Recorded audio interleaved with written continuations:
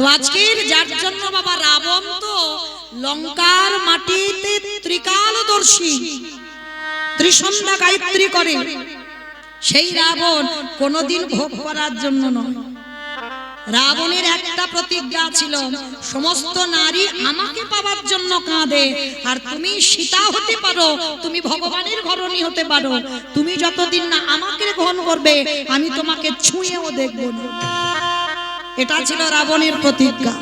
তাহলে রাবণ কোনদিন কুমতলবে সীতা মাকে আনেনি। এনেছিল কেন? ভগবানের প্রিয় জনকে যদি ধরে রাখা যায় আর কি ভগবানের কাছে যেতে লাগে? কি গো, ভগবান ছুটে আসবে না? যেমন সেই যে মা লক্ষ্মীকে চেয়েছিল কে? সেই অভিমন্যু। তপস্যা করেছিল অভিমন্যু ঋষি। কি তপস্যা? না, ভগবানের বউকে আমি আমার বউ করে পেতে চাই। আপনারা জানেন তো রাধার স্বামী আয়ান ঘোষ হয়েছে, বলে ভগবানের বউকে আমি পেতে চাইব। তো ভগবান বলেছিল অসম্ভব, এটা সম্ভব নয়, আমার ঘরের ঘরণীকে আমি তোমার হাতে দিতে পারি না। বলে ঠিক আছে, দিতে যখন পারো না তাহলে তুমি চলে যাও, দিতে হবে না, আমার তপস্যা ভঙ্গ হবে না। তো অভিমন্যু এমন কঠিন তপস্যা করেছিল, ভগবান বাধ্য হয়েছিল আমার বউ তোমার বউ হবে। কিন্তু আশীর্বাদ দিল, সেই রাধারানী হয়ে এলো। কিন্তু এলে কি হবে? একটা অভিশাপ দিয়ে রাখলো, অভিমন্যু তুমি আমার স্ত্রীকে ঘরণী করে পাবে বটে, তুমি জগতে নপুংসক হয়ে জন্মগ্রহণ। কিন্তু ভগবানের ঘরণী যেতে চাই কোনদিন স্বামী ছেড়ে, কিন্তু ভগবান কথা দিয়েছে যেতে হবে। কিন্তু আজকের ভগবানের কাছে প্রতিজ্ঞা করেছিল আমি যাব বটে, কিন্তু কথা দাও আমি জগতে গিয়ে আমি যেন অন্ধ হয়ে জন্মাই, আর অন্ধত্ব যেদিন কাটবে তোমার বদন দর্শন করে যেন আমার অন্ধত্ব ঘটে। যার জন্য বাবা রাধার যখন জন্ম হয়েছিল পদ্ম পুরাণে বলছে পদ্ম ফুল থেকে জন্ম হয়েছে, আর একটা বলছে বাবা গোবিন্দের বাম অঙ্গ থেকে রাধারানী আহ্লাদিনী শক্তি। কারণ গোবিন্দ একা একা কি সুখ পাওয়া যায় না, তাহলে একটা নারী সৃষ্টি করতে হবে, তাই রাধারানীকে বাম অঙ্গ থেকে সৃষ্টি করেছে। আর পদ্ম পুরাণ বলছে পদ্ম ফুল থেকে রাধারানীর সৃষ্টি হলো। তো সৃষ্টি হয়েই রাধারানী অন্ধ হয়েছিল, যতদিন না গোবিন্দ দর্শন হয়েছে ততদিন অন্ধত্ব ঘটেছে। তাহলে ভগবান পর্যন্ত ভক্তের আশীর্বাদ দিতে বাধ্য হলো আমার বউ তোমার বউ হয়ে যাবে। আচ্ছা বলেন তো বাবা, এই যে আয়ান ঘোষ ভগবানের বউকে নিল, সত্যি কি ভোগ করার জন্য নিয়েছিল? না, তিনি তো নপুংসক, তাহলে কিসের জন্য নিল? জানতো যদি ভগবানের প্রিয় ধনকে ধরে রাখা যায় তাহলে ভগবানের কাছে আমি যাব না, ওই ভগবানকে আমার কাছে ছুটে আসতে হবে। তাই জটিলা কুটিলা আয়ান ঘোষ রাধারানীকে বাদির ঘরে রেখে যত জ্বালা দেয় যন্ত্রণা দেয়, ব্যথা দেয় বেদনা দেয়, কষ্ট দেয় যন্ত্রণা দেয়, আরে রাধারানী যত জ্বলে পুড়ে মরে ওই বাদির ঘরে বসে বসে তারা ঘরে বসে যুগল দর্শন ওই রাধা কৃষ্ণ,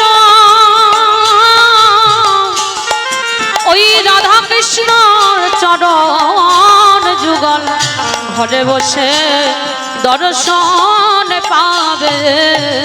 আস্তে, তাহলে রাবণ রাজার চরিত্র ছিল বাবা ঠিক এরকম। সীতা মাকে ধরেছিল কেন?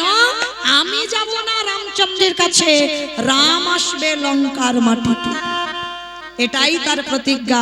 তাহলে সেই রাবণকে মেরে রামচন্দ্রের অপরাধ হবে না মা? হ্যাঁ, এই যে অকাল বোধন পূজা হয়ে গেল, এটা তো রাবণ বধের জন্য রামচন্দ্র করেছিল। হ্যাঁ, নবমী তিথিতে রাবণ বধ হলো, আর সেই রাবণকে মেরে মাথা থেকে পা পর্যন্ত পাপী হলো। আর সেই পাপ ধুচ্ছে কবে? কৃষ্ণ অবতারে যুধিষ্ঠিরের রাজস্বয় যজ্ঞে। কি মা, যেখানে ছিলাম আবার সেখানে এলাম তো। এই পা ধোয়ার দায়িত্বটা কেন নিয়েছে? রাবণকে মেরে যে রাম পাপ করেছিল কৃষ্ণ অবতারে ধৌত করছে।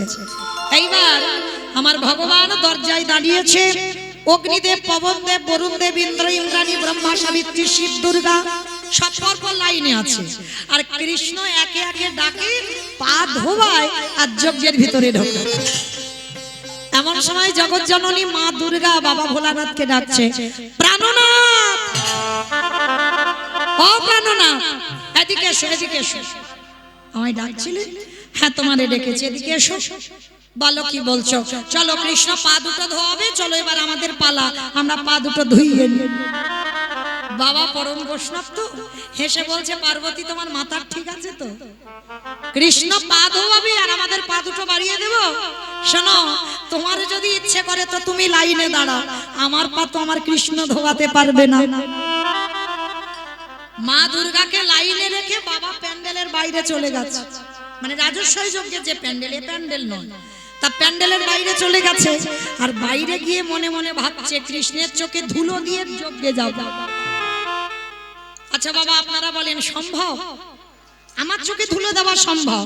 এই যে আমি দাঁড়িয়ে আছি, আপনারা এই যে কত কত ভক্তরা বসে আছেন, আমার চোখে ধুলো দেওয়া যায়?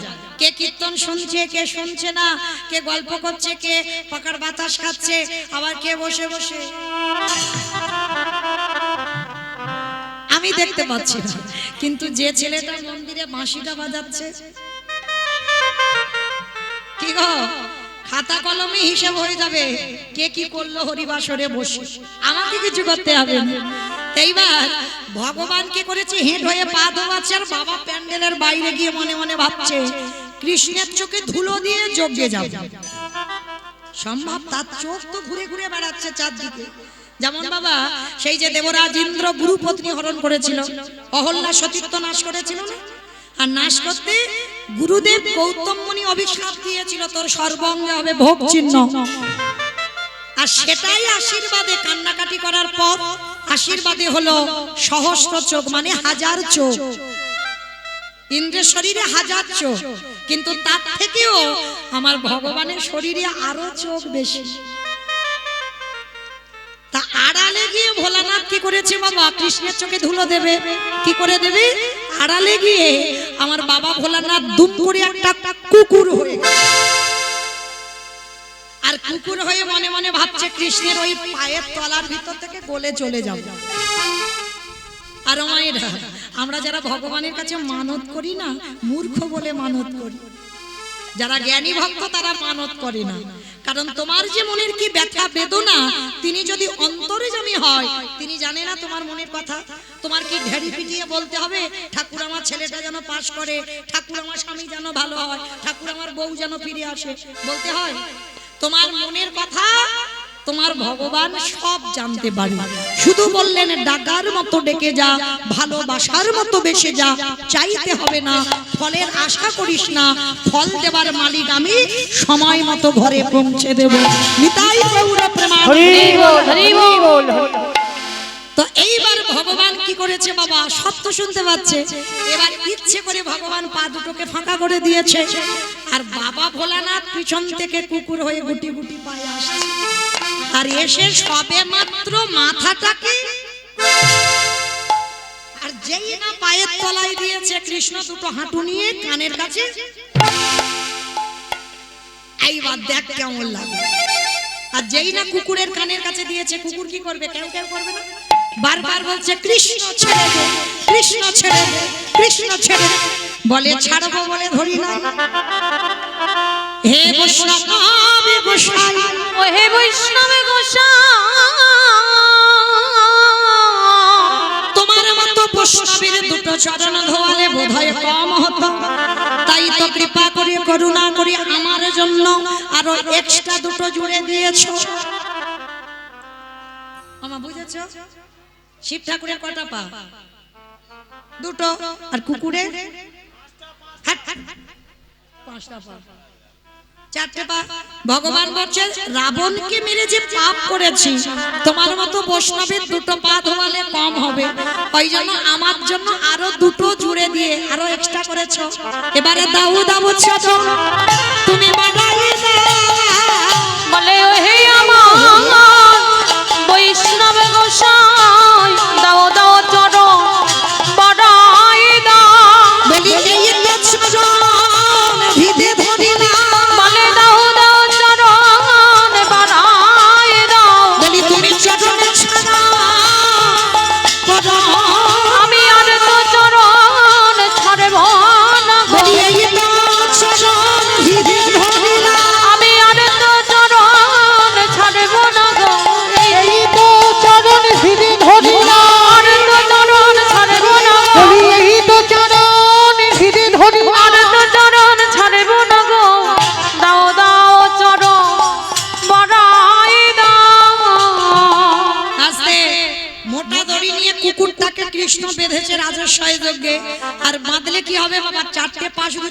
করছে। ভগবান বলে এবার পায়ের ব্যবস্থা করতে হবে। মোটা দড়ি নিয়ে কুকুরের 4টে পা এক জায়গা বেঁধে দিয়েছে। আর যেই পা বেঁধে দিল বাবা আর কিছু করতে পারবে? শুধু ধুলায় গড়াগড়ি যায় আর কৃষ্ণ কৃষ্ণ বলে কাঁদে। আমি ভুল করেছি, কান বলছি, নাক বলছি, ছেড়ে দিচ্ছু। যারে ধরি তারে ছাড়ি না, যারে ছাড়িয়ে জীবনে ধরি না, তা ধরেছি যখন ছাড়বো বলে নাকি। দেখো কি করি। এইবার ভগবান সবার পা ধোয়াচ্ছে বাবা ঘটিতে করে জল দিয়ে। আর বৈষ্ণবের বেলা কি করেছে জানো? খালে বিলে নদী নালারা জলে নয়। অপরাধ নিও না মা, একটা কথা আমি বলে যাই, সব জায়গায় অপরাধ করে ফেলো, কিন্তু একটা জায়গা নয়। কোন জায়গায়? বৈষ্ণবের বাড়িতে যদি হয় ক্ষুদ্র অপরাধ, ক্ষুদ্র অপরাধ মহা মহা ভজনেতে পড়ে যাই করে যায় বা অপরাধ করে যে বা গঙ্গা স্নানে গঙ্গা স্নানে যায় প্রতিটা পাবনী গঙ্গা তারে দেখে দূরে সরে যায়, দূরে সরে যায় বৈষ্ণব দেখে যে বা ননমায় মুন্ড, ননগায়ে মুন্ড তারে মুন্ড পড়ে যায় নরকের কুণ্ড, নরকে কুণ্ড। সাবধান যেন লোকের প্ররোচনায় পড়ে যেন নবদ্বীপের মাটিতে ওই চপলের মতো যেন না হয়। অনেক মানুষ আছে বাবা লোকের প্ররোচনায় পড়েও অন্যায় করে ফেলে, নিজের ইচ্ছাতে নয়, সঙ্গ দোষে হয়। তো এটাও যেন না হয়ে যায়। তো আজকে ভগবানের যেই না ওই কুকুররূপী ভোলানাথের চরম 4টে বুকে নিয়ে চোখের জল দিয়ে ধোয়ালো, সেই সময় ভোলানাথ প্রতিজ্ঞা করলো, ওরে কৃষ্ণ রে, এই রাজস্বই যজ্ঞে তোর চোখের জলে যখন কুকুরের চরণে পড়িল, এই কুকুর হয়ে প্রতিজ্ঞা করিলাম আগত কলি যুগে আমি কোনদিন আর শিব হব না। কি গো মায়েরা, প্রশ্ন যেটা করেছিলাম একটু উত্তর খুঁজতে গিয়ে দেরি হলো। আমি কি বলে বলেছিলাম? সত্যতে শিব, ত্রেতাতে শিব, দ্বাপরে শিব, কলিতে শিব নয়। এই নয় কেন, এটার জন্য একটু রামায়ণ মহাভারতে গেলাম। আমার বুঝতে পেরেছো? এই রাজস্বই যজ্ঞে ভোলানাথ রূপী কুকুর প্রতিজ্ঞা করলো, কৃষ্ণ আগত কলিযুগে আমি আর শিব নয়, হব অদ্বৈত আচার্য। তুই আমার কৃষ্ণ নয়, তুই হবি নদী আর নিমাই ইচ্ছা। আমি 12 বৎসর তুলসী ভাসাবো, তোরে থেকে 52 বছরের বড় হব। যেদিন শান্তিপুর থেকে নদিয়ায় যাব, আমি তোকে বৈকুণ্ঠ থেকে নদিয়ায় নামাবো। যেদিন তুই আর আমি প্রথম সাক্ষাৎ হবে, এই যে রাজস্বই যজ্ঞে তোর চোখের জল আমার চরণে পড়ে আমাকে ঋণী করে দিলি, এই ঋণী কলিযুগে শোধ করব। আমি অদ্বৈত, তুই গৌর হবি। যেদিন প্রথম সাক্ষাৎ হবে, ওরে এমনি করে চাচা আমি ভবাইব। যেদিন নদী আমি নেমাই হবি, এমনি করে চরণ ধোয়াইব। বলি কেটে ঋণ শোধ করিব, যেদিন নদী আমি নেমাই হবি, বলি কেঁদে ঋণ শোধ আমি এই প্রতিজ্ঞা করে রাখলাম। বলি এই প্রতিজ্ঞা করে এদের ঋণ শোধ করিব, বলি এই প্রতিজ্ঞা করে দিলাম। এদের ঋণ শোধ করিব, এমনি করে চরণ ধোয়াইব। আস্তে তাহলে মাইরা পরিষ্কার বোঝা গেল। চলো তাহলে অদ্বৈত আচার্যের ডাকে নিমাই এলো, আর এসে কি করছে? কেহ বলে পুরাবেতি রাবণ বধিরা। কেহ বলে পুরাবেতি। বাবা এগুলো আমার কোনো বানানো গান নয়, মহাজনী পদাবলী, বৈষ্ণব পদাবলী। তাহলে বৈষ্ণব পদাবলী শুনতে গেলে উলু কই?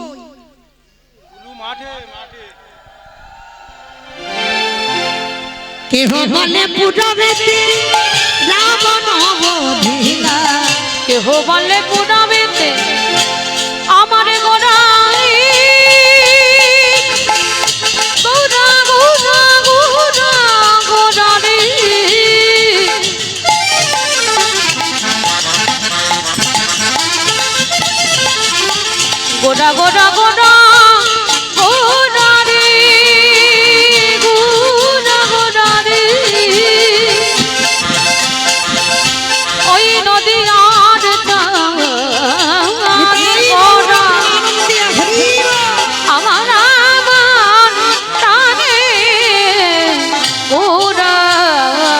দেহবাটি পুনাবেতে রামন বধিলা গোলকের বৈভব লীলা প্রকাশ করিলা ওই গোলকের বৈভব লীলা প্রকাশ করিলা ওই গোলকের বৈভব লীলা প্রকাশ করিলা শ্রী রাধার ভাবে গোদায় গোদা শ্রী রাধার ভাবে রে গোরা অবতার শ্রী রাধার ভাবে এবে গৌরায় অবতার ওই শ্রী রাধার ভাবে গোরা অবতার হরে কৃষ্ণ নামে গৌ করিলা প্রচার ওই হরে কৃষ্ণ নামে গৌর করিলা প্রচার ওই হরে কৃষ্ণ নামে গৌর করিলা প্রচার এইবারে লীলা প্রকাশ হলো এইবারে লীলা প্রকাশ হলো এইবারে লীলা প্রকাশ হলো এইবারে লীলা প্রকাশ হলো গোলকের বৈভব লীলা প্রকাশ করিলা ওই গোলকের বৈভব লীলা প্রকাশ করিলা ওই গোলকের বৈভব লীলা প্রকাশ করিলা বাসুদেব ঘোষ কহে করি জোড়হা করি জড়হা ওগো যে এই গো শ্রীকৃষ্ণ সেই তো জগন্নাথ সেই তো জগন্নাথ আহা বাসুদেব ঘোষে কহে এইবারে লীলা প্রকাশে হলো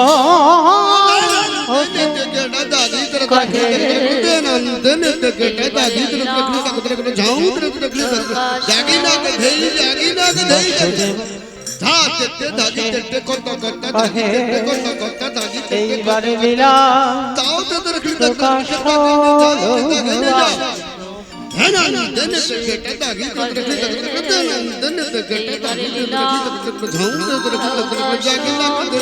বাসুদেব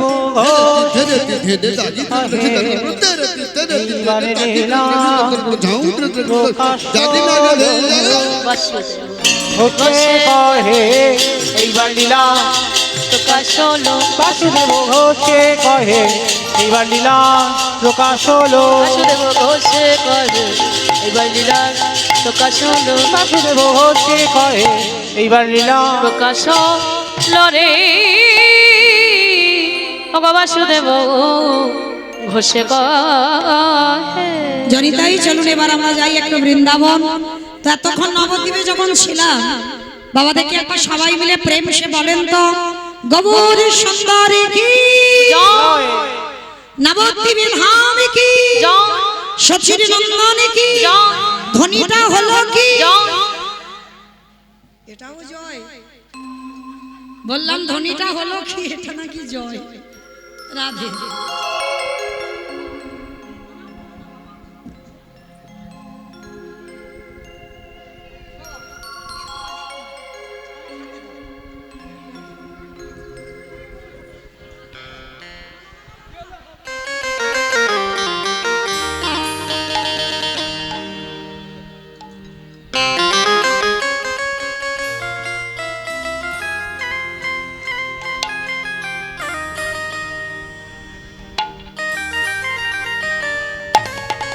রাধে